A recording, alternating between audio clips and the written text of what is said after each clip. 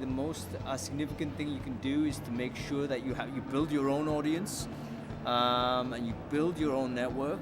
I think one of the ways in which you could hedge against GDPR is that instead of having a database, an inventory of records, you convert that into a community on a network that interacts with you.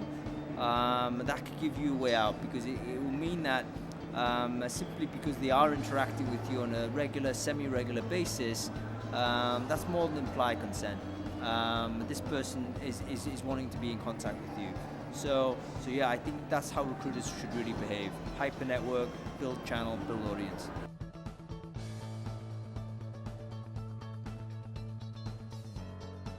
I think Talentwunder are in great shape.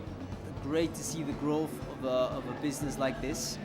I think there is a big opportunity for aggregators like Talentwunder to potentially take a position of being an on-demand sort of CRM for companies that don't want to store data anymore. I wonder whether the pressure of GDPR of maintaining data in a way for it to be compliant may be too onerous for too many people, and maybe where they want to go is simply to have access to all the data they need with a company that is GDPR compliant. That's going to be an opportunity for somebody. Maybe that's Talentwunder.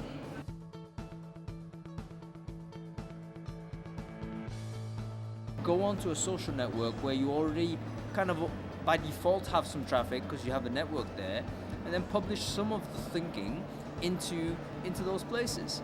And then if you want, you might want to link back to the complete argument that you have and ask people to interact with it there. So yeah, maybe this tandem approach where you have the finished polished stuff that you've worked hard on, okay, stick it on your blog, but please don't be crushed if no one reads it, because no one will unless you have a driver. But then you go to somewhere like LinkedIn where you might have 5,000 connections, then you can say something to say, hey, listen, this is what I've been thinking, and then maybe point back to that post, and you'll get more traffic.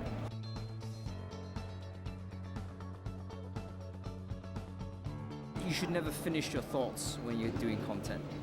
The biggest problem people have is that they want to they feel as if they need to have a complete argument, and they need to deliver the argument as the solution to a particular problem, and that's big pressure. That means suddenly you need to have references, you need to be well researched, you need to be able to defend against attack and all this type of stuff. And then of course you never actually publish because that's a lot of work. The technique that I use is, I call it the Tarantino technique, which is just to leave the story unfinished. Mm-hmm. Let the audience come in and help you finish it. So you might have an idea about, oh, this is bothering me about recruiting or whatever, but leave it open for other commentators to contribute to the end of the story. You don't have to say, this is how we should go. You simply ask the question, hey guys, what do you think? And then before you know it, you will get a lot more traction. You get more engaging content because the content's unfinished. It has to be engaged with, and you'll be a lot more confident about talking about your work.